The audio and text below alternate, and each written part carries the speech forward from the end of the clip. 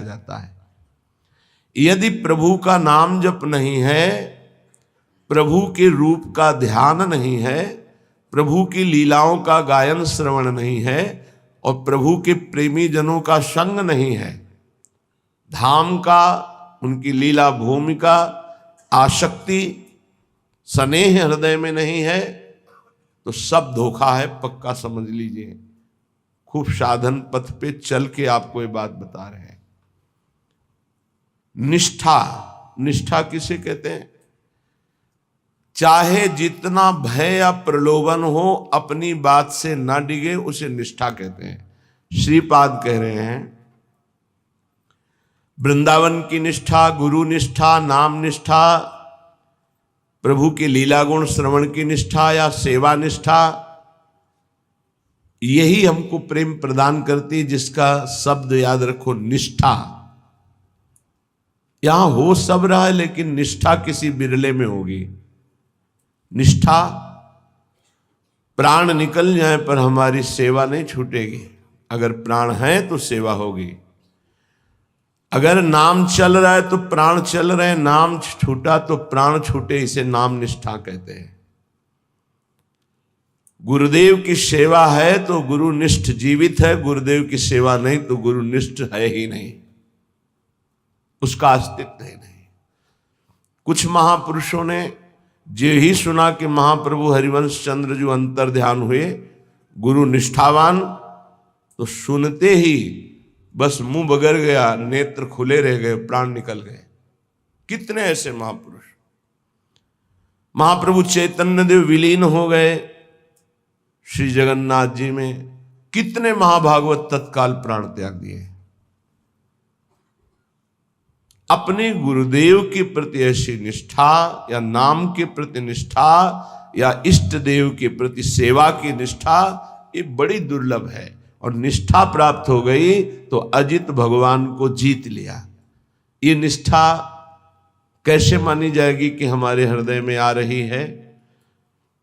लोकाः स्वच्छंद निंदाम विदधति यदि में किम ततो दीन दीनम। यदि हमारी लोक में निंदा हो रही है खूब स्वच्छंद रूप से, फिर भी हम अपनी भक्ति को न छोड़ें। ऐसा ना सोचे कि मेरी भक्ति में कोई त्रुटि है। क्या लोग हमारा उपहास करते हैं, हमारी निंदा करते हैं, हमारा अपमान करते हैं। सच्ची मानिएगा, निंदा, अपमान, तिरस्कार ये भगवान की प्राप्ति के लिए अत्यंत आवश्यक है। उसे शायद आप ना समझ पाएं कि तिरस्कार, अपमान और निंदा कैसे आवश्यक हो सकती है, क्योंकि जो हमारा शरीर राग है और अन्य भरोसे हैं, ये तभी नष्ट होते हैं जब ठोकर लगाई जाती है। अगर चिंतामणि ने धक्का मार करके बिल्व मंगल को बाहर न कर दिया होता घर से कि आज के बाद दोबारा हमारे सामने मत दिखाई देना, अत्यंत आसक्त, कोई प्यार करने वाला ही जानता है कि जहां से उसको प्रेम की दृढ़ आसक्ति हो गई, जब उसकी ठोकर लगती है, संसार नहीं जानता। उसका हृदय प्राणों का त्याग देना अच्छा समझता है, जीना अच्छा नहीं समझता। बिल्व मंगल जी जब कटु व्यवहार चिंतामणि का हुआ तो उनका राग ढीला हुआ। तिरस्कार, अपमान, धक्का लगा के बाहर निकालो इसको बाहर। और उनके प्रति प्राण समर्पित प्यार। जो सरल हृदय के होते हैं वो छल कपट का प्यार नहीं करते हैं, सीधा हृदय से प्यार करते हैं। और जो बौद्धिक स्तर के लोग होते हैं वो बुद्धिमानी से वो प्यार नहीं करते, वो अपनी वासनाओं की पूर्ति की बात सोचते हैं। जो सहृदय होते हैं वो आसक्त हो जाते हैं। और आसक्त चित्त का मोड़ होने के लिए अपमान, तिरस्कार बहुत जरूरी है। और जो बौद्धिक स्तर से भोगों का भोग भोगते रहते हैं, भगवान ही बचावे, क्योंकि सहृदय तो है नहीं, तो इनका अपमान भी होगा तो ये शांत होकर निकल जाएंगे और दूसरी जगह अपना भाव स्थापित करने की कोशिश करेंगे, क्योंकि उनको किसी से प्यार नहीं, उनको केवल वासनाओं का खेल खेलना होता है। अगर ठोकर लगी, तिरस्कार हुआ, घर में तो कोई रह नहीं गया था, संसार में थी तो कोई चिंतामणि, बस दूसरा नहीं। परिणामतः संत शरण, ये होती कृपा। संसार का ठुकराया हुआ जीव, फिर भगवान उस पर कृपा करते हैं और साधु समागम देते हैं। ऐसा चित्त प्रभु में लगाया, भूल गए चिंतामणि के आंतरिक वियोग को, क्योंकि परम चिंतामणि तो भगवान है श्री कृष्णचंद्र जो। पर पूर्वाभ्यास फिर परेशान करता है। ऐसा नहीं कि भजन करने लगे तो वासना दब गई तो मिट नहीं गई, वो अंदर है। इसीलिए इस चरित्र से शिक्षा लेनी चाहिए। उपासक कभी अपने को ऐसा न समझे मैं विकार विजयी हो गया हूं। बिल्वमंगल जी ऐसा विराग्नि जगह कि अब वृंदावन चलूं, श्री कृष्ण के चरणारविंद से चिन्हित ब्रजभूमि में उनका गुणगान करते हुए, नाम जप करते हुए वहीं प्राण त्याग दूं। प्राण त्यागने का मतलब है आजीवन ब्रजवास। इसे कोई शरीर पूर्ति वाली बात में ना ले जाए। गुरु आश्रम से प्रणाम करके चल दिए। एक आश्रम रास्ते में मिला, वहां रात्रि व्यतीत की।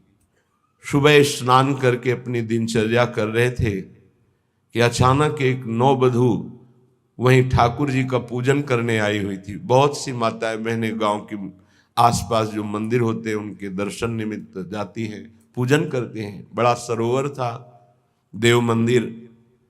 उसके चेहरे की बनावट पूरी चिंतामणि जैसी थी। जी ही देखा पूर्वाभ्यास जगहा चिंतामणि। प्रेम हृदय का विषय होता है, और हृदय द्रवित होकर जिसे पकड़ लेता है उसे छोड़ना बड़ा कठिन होता है। दबाव हो गया था, श्री कृष्ण कृपा से वो दब गए। अचानक चिंगारी ज्वाला बन गई। चिंतामणि रूप देखा चिंतामणि जैसा, पीछे लग गए, भूल गए श्री कृष्ण को। ये शिक्षा लेने लायक है। इसीलिए कहा गया नेत्र संभाल कर, किसी के चरणों की तरफ देखो, सहसा मुख की तरफ मत देखो। जो चाहे आपन कल्याणा, सुजस सुमति शुभगति शुभ नाना, सो परनार लीलार गोसाई, तजो चौथ के चंद की नाई। सहसा माताओं बहनों के मुख की तरफ मत देखो, उनके चरणों की तरफ देखो तो बच जाओगे। पीछे लग गए।